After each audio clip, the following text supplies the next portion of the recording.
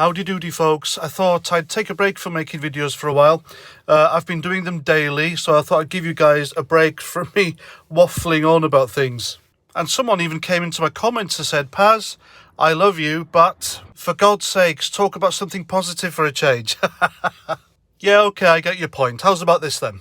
Everybody deserves somebody that's good for their mental health and tries for them. How's that for positivity? Okay, I get your point. Yes, I'm always on about the lefties and the evil that they do. And yes, perhaps I should be making more positive videos, but it is what it is.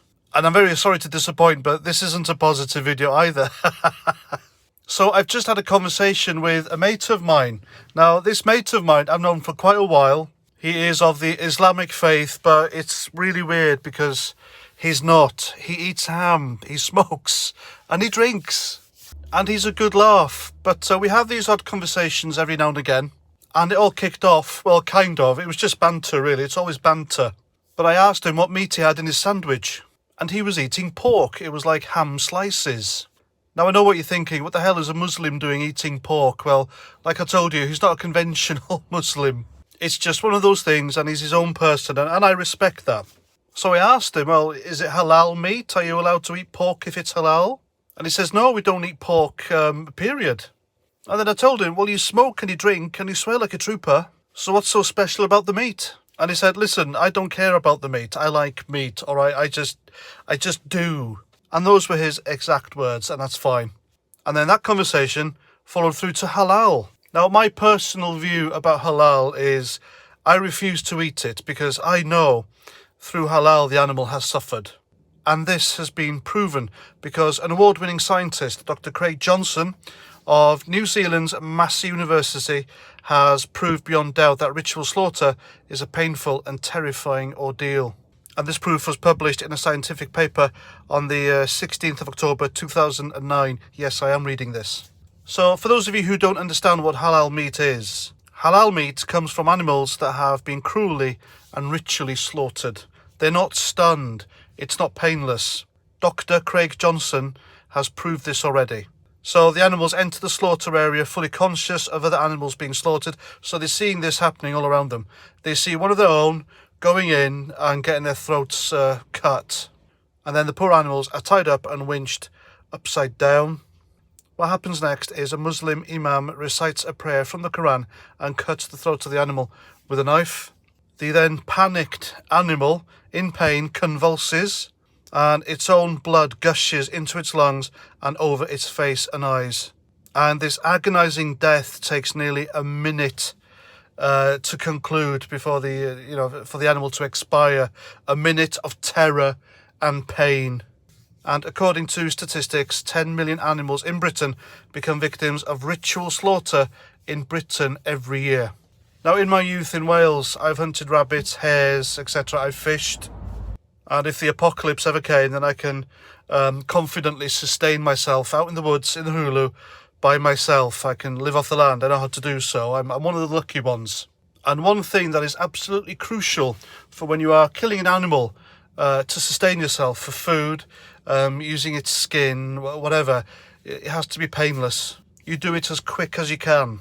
Because not only is it just pure cruelty to allow an animal to suffer before it dies, but it also spoils the meat. So I will eat any meat from an animal that hasn't suffered. It's a moral thing for me. And then after I finished explaining to him why I won't eat halal meat, I suspected he knew anyway. He then called me a racist. Now, I know this is only banter.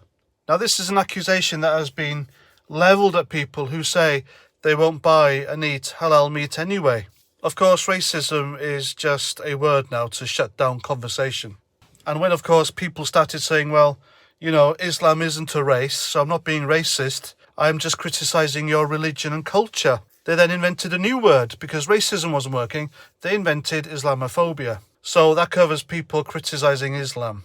But I am concerned about the high levels of halal meat that is being sold to customers here in the UK without their knowledge. And I'm pretty sure that Britain, being a nation of animal lovers, the unwitting amongst us would be shocked to learn that the meat on their plate has died a shocking, horrible, brutal, conscious, painful death.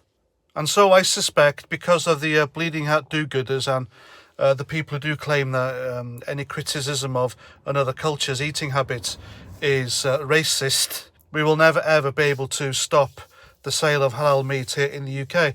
But the least the government and the supermarkets could do is label halal meat and explain what happens to the animal during the slaughter process, so people know how it died and if they're okay with that. I suspect not many people will be. Now, this video I've just narrated isn't intended to demonize all Muslims because of their religion, culture, etc. But I do think, and I have a right to state, that animal welfare and safety should be put above any ideals, religious or otherwise. So regardless of what religion, culture or ideologue or rhetoric you follow, if you allow an animal to suffer horribly before they die, as you kill them so they could end up on your plate, then you're a bit of a douchebag, aren't you? And that's what I think. Please let me know what you think in the comments. Should halal be banned in this country? Should we respect halal and allow it to continue? Or should we put labels on halal produced meat so customers know how the animal died and it fits in with our own morals? Please let me know, and also join my channel like these lovely people have done so you can enjoy the same fantastic perks. And that's that. So comment, share, subscribe, and until the next video, Roger Trout.